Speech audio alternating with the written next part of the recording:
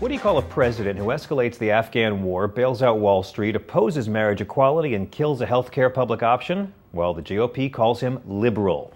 The Republican Party's furious at President Obama, pointing out that he's done a miserable job of fixing an economy that was wrecked by the Republican Party. They're making the midterms a referendum on the president and unemployment, despite the fact that blaming this economy on Obama is kind of like blaming your hangover on the guy who's making your breakfast. But the left is furious with Obama as well. Anti-war folks are mad about the drone bombs. Gays feel like they've been totally thrown under the parade float. And the health care bill, my friends, is so watered down, Dick Cheney is pouring it on a guy's face in Gitmo right now. Liberals feel that Obama hasn't fought back hard enough against the Tea Party claims of death panels and the race-baiting hype about his citizenship. And if they wanted a human punching bag as president, John Kerry would be enjoying his second term right now, and VP John Edwards would be arguing that polygamy is not just for Mormons anymore. Democrats in the Senate have not helped too much either. Harry Reid has now caved so many times there are minors trapped inside of him. So the White House has begun finally pushing back against the left. Obama said Democrats see the glass as half empty. Press Secretary Gibbs complained about the professional left. Vice President Biden told liberals to stop whining. The White House really needs people to turn up and vote this November, and will.i.am's not writing any catchy hip-hop anthems about midterm elections. But does criticizing the liberal base hurt the White House? Or does throwing liberals under the bus make them look moderate to the independents who helped elect them back in 2008? Because if you don't think playing to the middle is risky, I've got some very worthless CNN stock I want to sell you.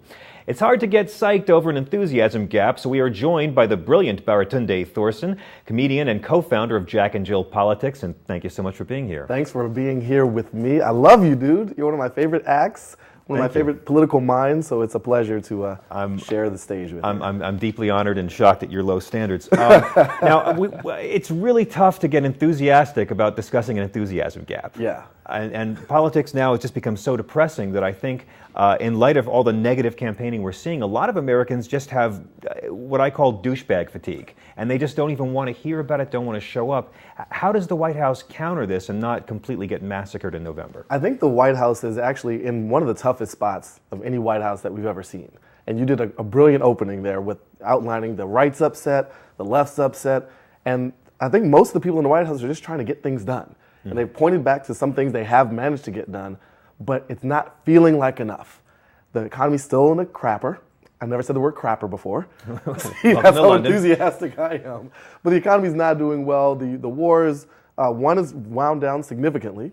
If you leave tens of thousands in the country, it's still significant. Right. And Afghanistan was a campaign promise fully fulfilled. Indeed. But he promised more war, and we got that. So I actually feel very sad for the White House trying to balance on this tightrope of opposition from both sides. I think their best formula is just to keep doing what they're doing, trying to get things passed when they can, brush off their shoulder when they can't, and keep your eyes kind of on the long-term prize, because our political conversation is so short nowadays. There's no time to appreciate anything, and there's only time to exacerbate upsetness. I'd like to talk about that, but I'm going to move on. No, I mean, do you find as a comedian that people are just really, really fatigued of all the negativity out there right now, and that election is just a drag for people? It feels like we just had an election, first of all. And I think the bar was set so high. I mean, people came into 2009, millions of people in the freezing cold. This is going to be a purple America. Remember purple America? Yes. And we were going to change and elevate the discourse.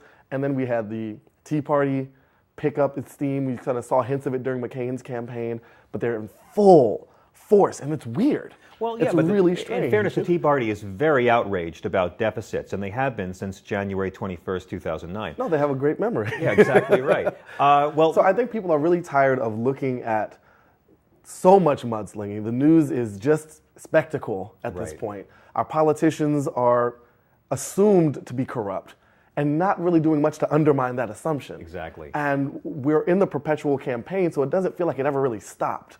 So I feel personally worn down. I've watched a lot more Jersey Shore than I ever thought possible, just to wash some of the poison from my mind. Well, I'm glad you mentioned Jersey Shore, because Snooki actually goes to the same spray tan parlor as John Boehner. And, Obama's trying to say that this isn't a referendum on him. It's about a choice between him and the Republican policies that may have caused this recession in the first place. Right. Here's possible Speaker of the House John Boehner with America's sweetheart Sean Hannity. What is your relationship with the president like? We get along fine. I'll come in and he'll say, "Oh, Boehner, you're almost as dark as me." Is that what he says to you? I listen. We talk about golf. We'll talk about our skin color. We have a nice relationship. That's pretty much all you and I ever talk about is golf and our skin color. It's always about race with this guy. Orange Americans just can't get a fair shake. I know. Poor John Boehner. Obama's half white, but Boehner's all orange. Exactly. Now, does this guy really have a shot at being Speaker of the House? Anything's possible. I mean, I am not in the pollster prediction game anymore. I've failed a number of times. And I think when you have people who are so frustrated and that rage is in many ways misdirected, there's a lot of collateral damage. And sometimes the country loses, and sometimes that means the Democrats lose a majority. I certainly don't hope that happens, but I really wouldn't be shocked. There are a lot of people who are taking that rage out at the ballot because it's the nearest politician they can take aim at. Yeah, of course, if Boehner does become Speaker, he's going to have to actually, do stuff. Yeah. Let me go from John Boehner to a state where they really need spray tans, Alaska. Ooh. It's a place where I appear Haitian. It's so pale. And we're now seeing a bit of a rift forming with the Tea Party Palin-anointed candidate Joe Miller. Take a look at this clip from Fox. Do you think that Sarah Palin is qualified to be president, and would you like to see her run? I'm running a U.S. Senate race right now in the state of Alaska. That's what I'm focused on. I've been asked about various candidates throughout the country during this race. That's not my role to comment on those candidacies. I'm hoping that was a satellite delay, that long pause. He looked like sort of a deer caught in the headlights of Sarah Palin shooting from a passing helicopter. I mean, that was amazingly loud silence from Joe Miller. I loved it. They did manage to make all Americans feel sorry for Sarah Palin right there in that For a little clip. smidgen, just a smidgen. I gotta say, despite all of this, Obama's really keeping his cool pretty well, at least on the campaign trail. Take a look at this clip from yesterday when he was speaking. We cannot sustain, whoops. Was that my, oh goodness. That's all right. All of you know who I am. Every time I get angry at Obama, he goes and gives a speech or gets clever like that. I'm like, damn, Urkel grew up all right. Well, I will tell you, I mean, that reminds you of some of those moments during the campaign where things got really tense between him and Hillary Clinton, or really tense between him and John McCain. And I think when I see that president, I'm reminded of, I still think he's the right guy for the job at this time in our history. And there's a lot of stuff being thrown at him from all sides. Some of it is of his own doing. Some of it is what he chose to inherit, because nobody made him run for president.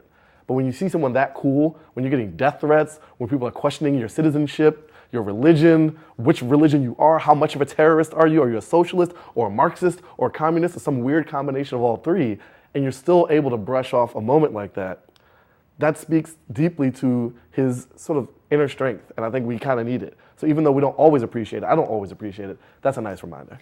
Politics and bullying go hand in hand. Oh, yeah, they're the same thing. It's fitting because now the media is finally beginning to pay attention to bullying because of a tragic increase in teen suicides, especially recently among gay teens who've been bullied to the point of taking their own lives. Right. And we're seeing more and more the Trevor Project and the It Gets Better campaign. I want to shift gears and show you this clip of Sarah Silverman with a video she released.